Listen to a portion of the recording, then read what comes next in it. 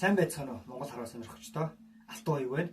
Өнөөдрийн хичээлээр Монгол харваа номнооны харвах 5 үе шатыг энгийн ойлгомжтой байдлаар та бүхэн зааж өгөх болно. Үндсэн зогсолт. Хөл бүрний өргөнөөр байруугаа хажуу талаараа зогсно. Эхний удаад байтайгаа ойрхон зогсох хэрэгтэй. Бие сул, тайван, хүч гаргахгүй. Жингээ хоёр хөл дээрээ тэнцүү хуваарлна. Зогсолт бол харвааны үндэс. Биеийн төв дэх шугамд байж дараагийн бүх хөдөлгөөн зөв болно. Онилох, сумыг саадагнаас авах ба хөвчөнд суулгах.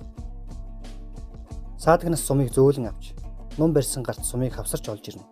Сумыг атгсан гараар хойш шувтарч, онийг хуруугаар тэмтэрч, сумын онийг номын хөвчөнд дэх үйлдвэрт зөв байрлуулж суулгана. Сумлагааг хийж байхдаа үргэлж харах байруугаа харна. Энэ бол таны сум нисхийн өмнөх бэлтгэл. Зөөлөн удаан төвлөрч илүү хөдөлгөөнгүй хийвэл хойш хөдөлгөөнүүдэд тус болно. Нумаа дийлэх. Эрхийвчилж буюу хөвчийг эрхий хуруугаараа тойруулж, долоовор болон бусад хуруугаараа шахаж өгнө. Өрөөнхай татлаг буюу уран хуруугаараа татаж болно. Зүүн гар нумаа дүлхэж, баруун гар жигд татна. Сум чэйжний урдуур төв рүү жигд татна. Зүүн мөрөө өргөхгүй тулна. Хүзүү нүрний булчин чангарахгүй. Дал нурууны хүчээр нумаа тултал татна.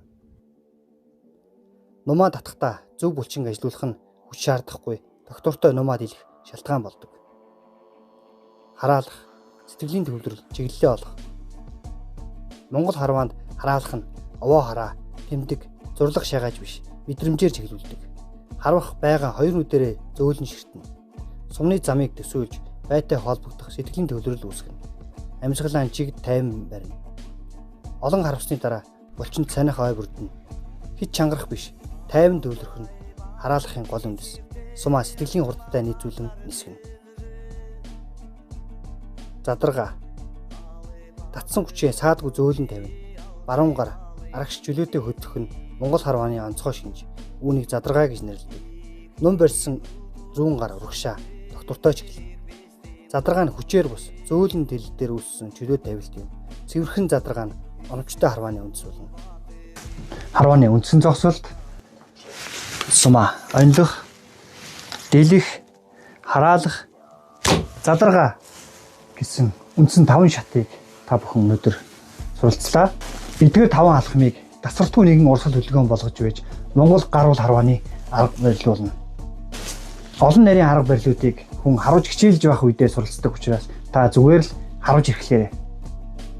Дараагийн хичээлээр хэрхэн нумаа зөв татах, мөн татах энэ чиглэлд булчингаа хэрхэн хөгжүүлэх хичээлийг оруулна. Баярлалаа. Дараа дахин уулзъя.